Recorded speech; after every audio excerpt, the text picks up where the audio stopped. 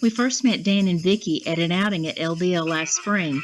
We were instantly drawn to them due to their energy and enthusiasm for boogers.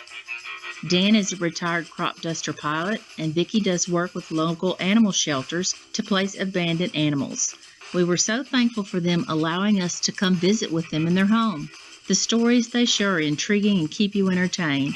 The following videos are a few stories shared by Dan and Vicki. Hope y'all enjoy them as much as we did.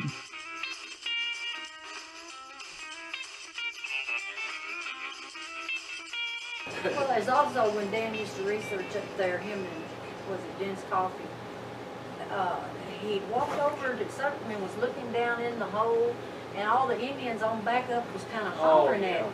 Yeah. He didn't know what they were, and they were watching one in the night vision that had come up behind him. Gray one, didn't they say it was a gray one? Let me see if I can pull it up. Yeah, you can still see it from the air. Okay.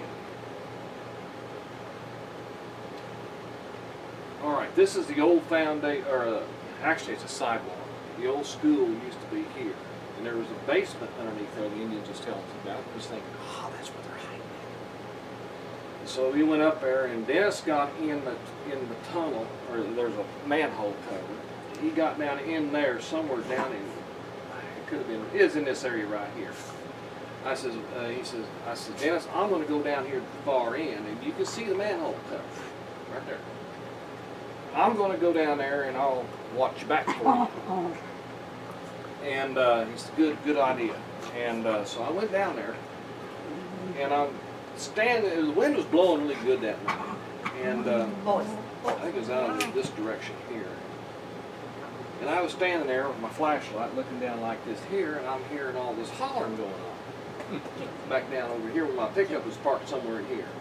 All of our trucks. And I looked up and I said, Dennis, can you hear me? He said, yeah, I hear you. I don't see anything down here, so I'm going to come back. And so I went back down there and they said, damn, did you hear us? And Stella and Emmett, they're full-blooded Cheyenne or Arapaho. Yeah, Arapaho. And they was on the tailgate there, and they said, didn't you hear us? I said, no. I said, I thought I heard something, but what was the deal? And did you hear it? I said, no. What do you mean? And she says, well, it was standing right behind you. It was about, I said how far away it was, and she pointed like that wall there, so it was about that close. He said he just stood there like this looking down on you, and you were shining your light down that hole. But I saw one out there. Just a brief glimpse is all I got out of it. That bridge that we walked over, I didn't like that bridge. Because it's like, it was somewhere right up in this area they could here. reach up. Come just up, a little narrow. makes a curve, so it would have been back over here. But that railroad tracks, first time we ever went out there. They would holler when the trains would go through. Remember them telling that. Where's that shooting range? Right there. There's an old shooting, well, they used it for shooting range. And me and Dennis and Lucille was walking up this road right here.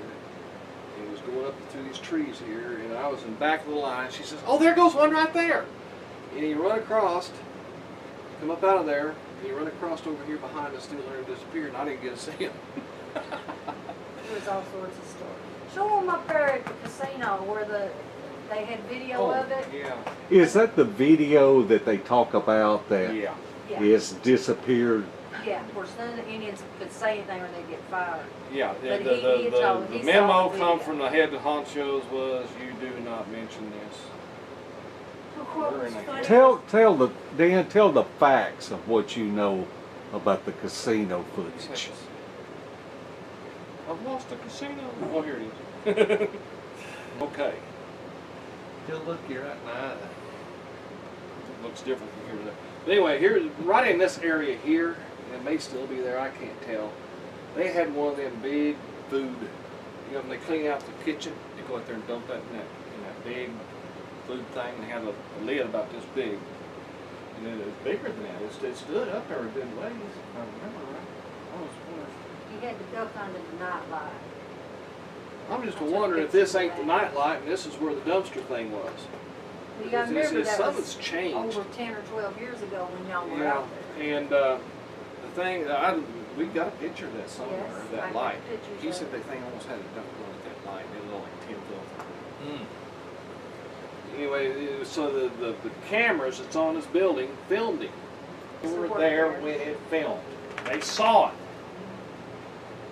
And he drew out a little diagram of what he saw. It was really quite good with his drawing. And he said that he would come up there and he would open that lid and reach in there and start eating.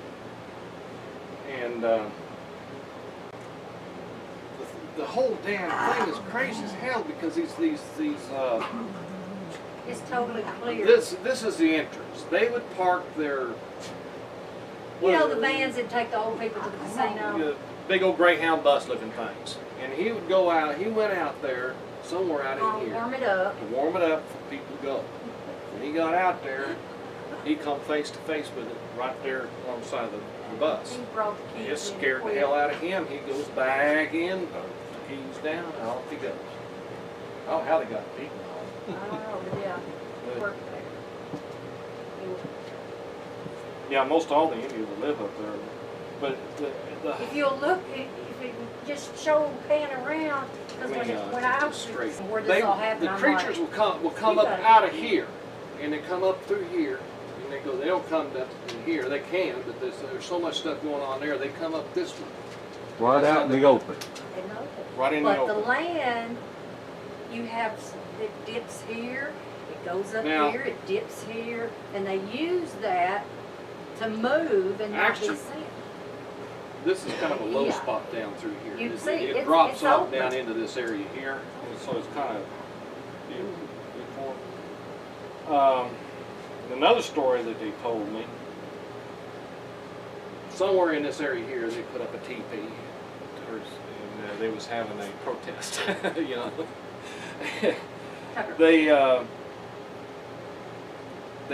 somebody had donated a cow Tuck. or a steer, something like that, and they had cut it up and they made jerky out of it. And the guy that was in the teepee heard somebody rummaging around out there, so he steps out there and looks, and it's one of these big, hairy men. And he is, hey, you know, and the thing, he's putting that stuff in his arms. He had a big old basket full of dried meat. And some would drop off, and he'd just keep putting it on there, and it'd drop off, and he's just like an idiot, you know. To me, the boogers out And there. then they would go back off over They in here. were familiar with Indians. Indians, like they set up all their teepees there in Carnegie, and right before the 4th of July, they still did Indian things, and they practiced their drumming at home, and the boogers. I remember first time I met Martha, and we're over there, and my hair was blonde, and we're standing up there, and I did a call and what have you, and then a little bit later she kind of stood there and she said, "They don't like you." I'm like, why? She said, This is "Your where they hair's have short their, and it's blonde." She said they like the Indian hair, long and dark. She said they don't like you.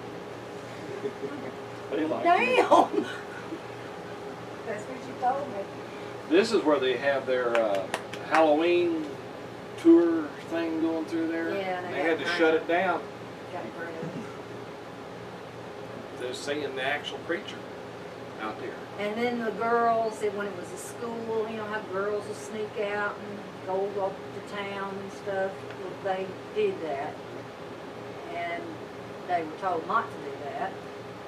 And Well, the boogers would get them. and then they got it. From what Martha told me, that these girls would disappear. And everybody said, "Well, where'd Susie go?" And they said, "Oh, she left. Just run off, run away. No, run away." She they said, and she said they went back home. They said there's Indians from all over. They're like from New Mexico, Pacific Northwest, and be there to these schools.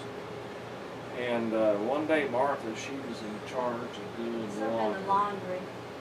and she got it looked in behind those big commercial looking wash machines. All them suitcases was hidden back there. That one girl was tore all up through the before. Yeah, I've had she, I think, did see her. She come in and her clothes was all ripped up and all in here was all bloody and.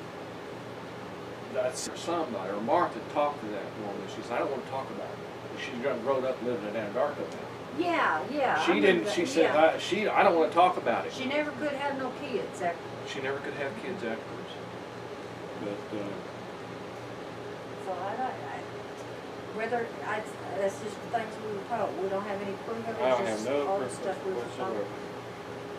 I mean, we've heard some. You can, if you sat down here where this road crosses that highway during the day, you just sit there, if you got the patience, you'll see one cross. Cross it. Now I'll tell you this, but don't play it nowhere.